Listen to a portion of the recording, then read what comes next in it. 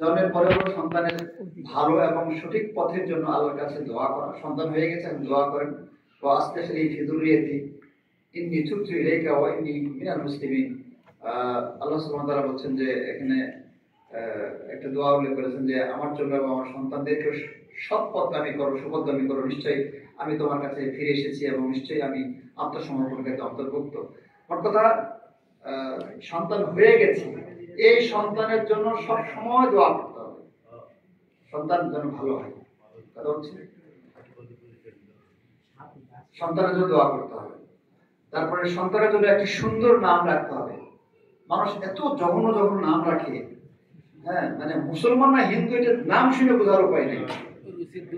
একটা ভালো নাম রাখতে হবে।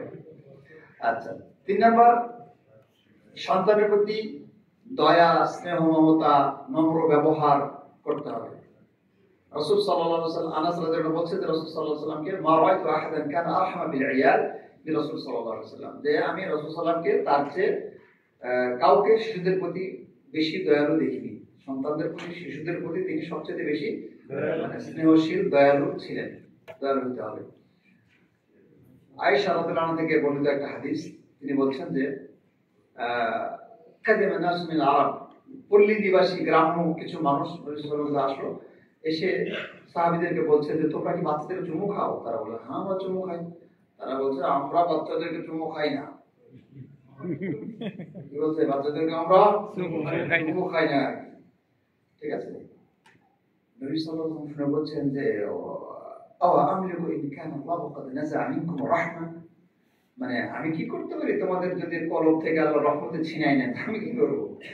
তার মানে যারা বাচ্চাদেরকে স্নেহ করে না তাদের অন্তরে দয়া মায়া নাই। বাচ্চাদেরকে স্নেহ করতে হবে। তারপরে তার মর্যাদা রক্ষা করতে হবে। বাচ্চাই ছোট, মাত্র ন্যাকড়ার মধ্যে আছে, তার আবার মর্যাদা কি? তারও মর্যাদা আছে। তার মর্যাদা রক্ষা করতে হবে। তাকে গালি দেওয়া, ধমকানো, প্রহার করা, বাজে কথা বলা, হ্যাঁ, করা যাবে না। ভাই এখানে যদি একটা দামি মানুষ থাকতো, মানে যারা বিড়ি সিগারেট খায়, তারা সরাই দেবে। আপনার সন্তান এখানে আছে, আপনার ওই কাজগুলো করা যাবে না। তাকে সম্মান করতে হবে। ছোট বাচ্চা দেখে তাকে উলঙ্গ করে ফেসবুকে ছবি দিবেন, এটা জায়েজ নেই, চলবে না। মানুষের কাছে উলঙ্গ করে নিয়ে বেড়াবেড়া চলবে না।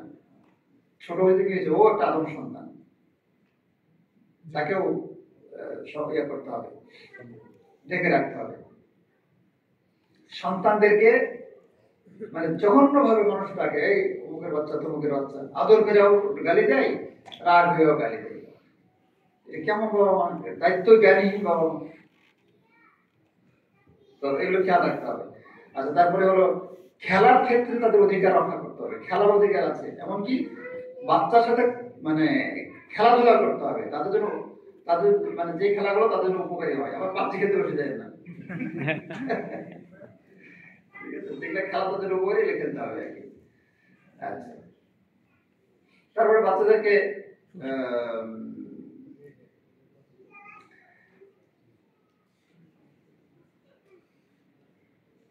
কোন অভিভাবকের জন্য উচিত নয় যে তিনি তার সন্তানকে এমন জায়গায় নিয়ে যাবেন যেখানে অশ্লীল বা অন্যায় মানে কাজ হয় বা কাজ রয়েছে, কারণ এতে সেগুলো তার মধ্যে প্রভাব পড়বে। হিন্দুদের বেলায় হাত ধরে নিয়ে হাঁটতে হাঁটতে চলে গেল, বাচ্চাও জাহেল হবে, আর বাপ তো অটোমেটিক জাহেল, বাচ্চা নিয়ে চলে গেল। ঠিক আছে, এই সমস্ত অন্তর্গত জায়গায় নেওয়া যাবে না। সন্তানকে সুশিক্ষা দেওয়া এবং শিষ্টাচার শেখানোর প্রতি গুরুত্ব আরোপ করা। সন্তানকে সুশিক্ষা কে দেবে? বাবা মা দেবে।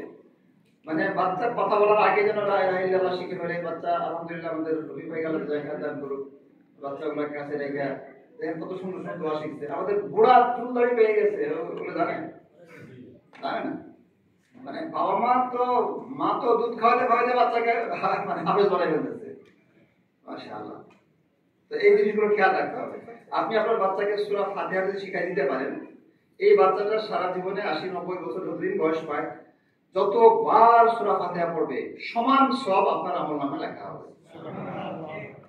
এটা আপনি না শিখায় দিলেন শিক্ষকের কাছে, শিক্ষক তো সওয়াব দিয়ে ধরিয়ে গেল, বুঝলেন না কথা? এই জন্য এটা বাবা মা শিখাই দেওয়ার চেষ্টা করবেন আর কি। তারপরে হলো বিশেষ করে সন্তানকে সঠিক আকীদা শেখানো। লোকমান আলাইহিস সালাম তার ছেলেকে কি বলছিলেন? ইয়া বুনাইয়া লা তুশরিক বিল্লাহি ইন্নাশ শিরকা লাযুলমুন আযীম। সবাই আপনার লোকমান আলাইহিস সালামের মতো হয়ে যাবেন, সন্তানের কাছে তাদেরকে বসাবেন, সামনে আনবেন, একদিন বোঝায় ছেড়ে দিবেন না, প্রত্যেকদিন বোঝাবেন।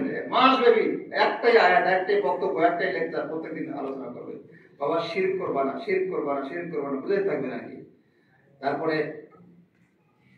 আর যেটা করতে হবে সেটা হলো, আচ্ছা ওই যে রাসূল সাল্লাল্লাহু আলাইহি ওয়াসাল্লাম ইবনে আব্বাস রাদিয়াল্লাহু আনহু বলছে যে, হে বালক, হে বৎস, আমি তোমার কয়েকটা কথা শিক্ষা দিচ্ছি, তুমি এগুলো মনে রাখো।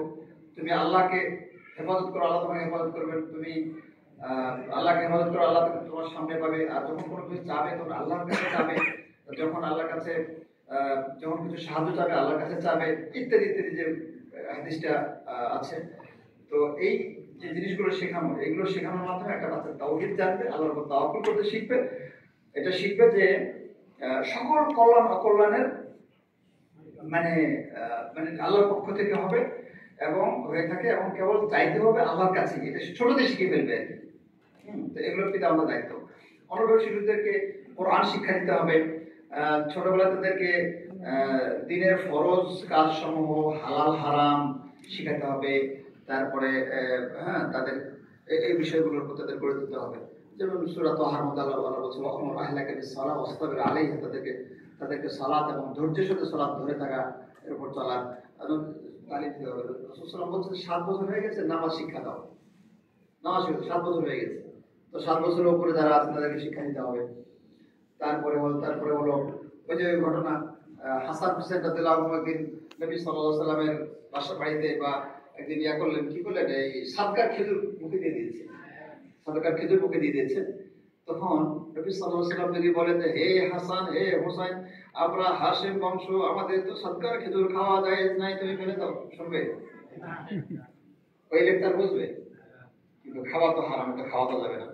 নাকি ছোট বাচ্চা হিসেবে খাটে, আর বাচ্চা মানুষ এটা আমরা যদি ভুলটা করি, শুনছে না, তো ছোট বাচ্চা হিসেবে আমরা বলি যে বাচ্চা আমার একটা গাড়ি কি হয় ভাই, যেটা আমার জন্য খাওয়া হারাম সেটা আমার সন্তানের জন্য খাওয়া হারাম। তখন নবী সাল্লাল্লাহু আলাইহি ওয়াসাল্লাম বললেন কি, লেকচার দিলেন, কি লেকচার দিলেন? এটা যখন বললেন তখন বাচ্চা কি করলো, ফেলে দিল। তারপর তখন বললেন যে, শোনো, তুমি কি জানো না আমরা সাদকার খেজুর খাই না, জানো না? এইভাবে উত্তম আদব শিক্ষা দিবেন বাচ্চাদেরকে। তারপরে সন্তানের প্রয়োজনে অতিরিক্ত অপচয়,